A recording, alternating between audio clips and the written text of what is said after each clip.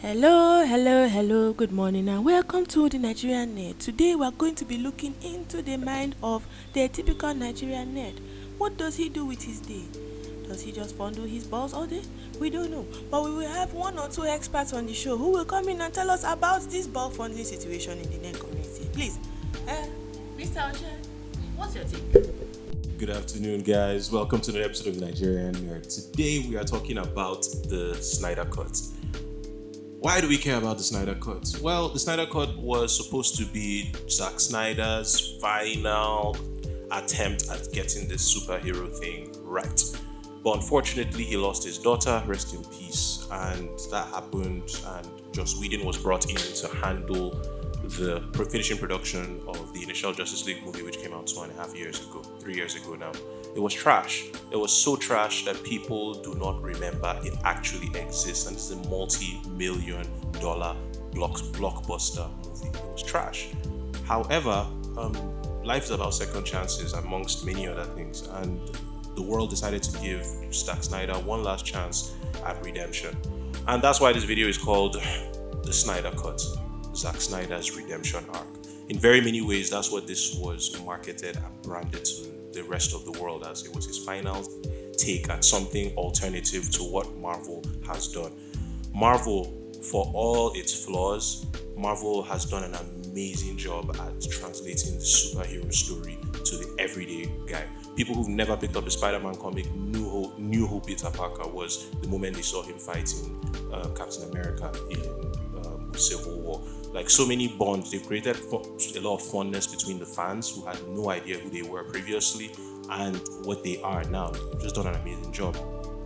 However, Zack Snyder tried to be the dark alternative to the shiny glisten that Marvel had.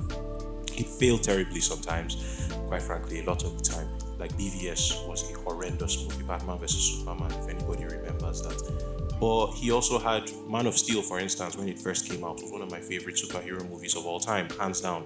That was him at his peak. Like, that was him when he cared. That was him when he put all his creative genius into realizing one cohesive narrative. He's amazing. He's capable of doing amazing things, but he doesn't always stick the landing, and that sucks sometimes. It really sucks.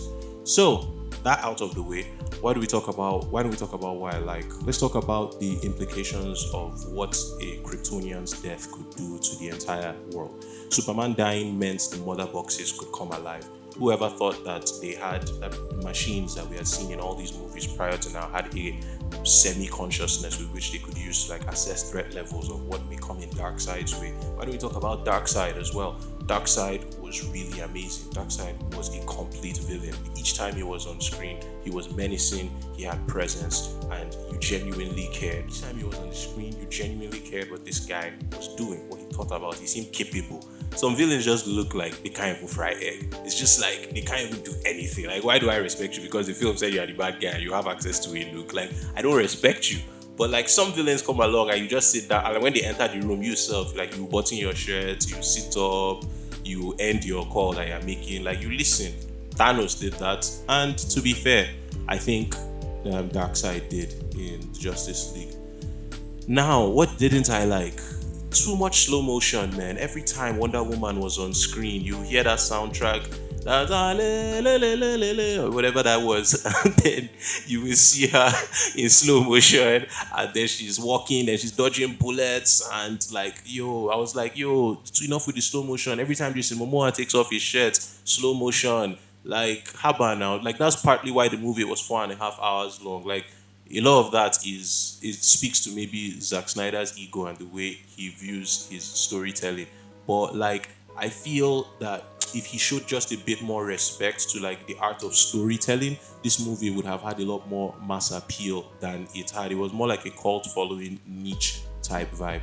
Another thing I liked was Zack Snyder's interpretation of how superpowers work. For instance, how the Flash is the fastest, arguably most powerful person based off what was presented in that movie, but he's so fast that the entire world is in slow motion. Meanwhile, whenever you saw Wonder Woman, who is really fast, she was like super fast. Like, your eyes could barely keep up with what she was doing. I loved that opening Wonder Woman scene. I loved the movement. I loved how powerful and capable Gal Gadot looked.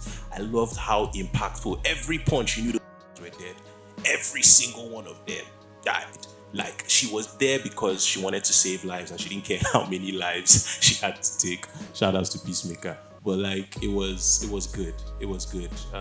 It sort of sucks that he could not apply himself to the whole universe as much as he applied himself to certain aspects of this movie, because you can see in underneath like that exterior, there's a lot of love he has for these characters. And I know that even though he's a rather egotistical person, his ego is just as large as the amount of love that he puts into the project. So a lot of it just makes me feel sad at the end of the day, because this is just stuff that we may never get to see done right on the first try again. Like, somebody else has to come, a couple years have to pass, different directors have to come up, different movies, different narratives have to be painted in like the Hollywood superhero sphere before we get another proper Man of Steel movie or another Wonder Woman movie or a more hidden character like Martian Manhunter. And that makes me sad, because that shows you the importance of not wasting opportunities. Like, if you get the opportunity to do something great, just do it to the best of your possible ability, because man, now we might not get Henry Cavill as Superman again, and that sucks. So, what does Zack Snyder's superhero cut mean for the overall superhero narrative in terms of movie making? I feel an alternative needs to be established to what Hollywood has established superhero movies to be. Disney and Marvel have crafted a formula that will hit bank every single time. If they do a Shang-Chi movie now, they're probably going to do a Black Panther movie as like their next big release in 2022, so that like everybody is like, yo, look, African characters, black characters, African themed characters, and they hammer with that. Even though the movie might not actually be good, they've crafted a formula that will yield them the most returns and the most profit every single time.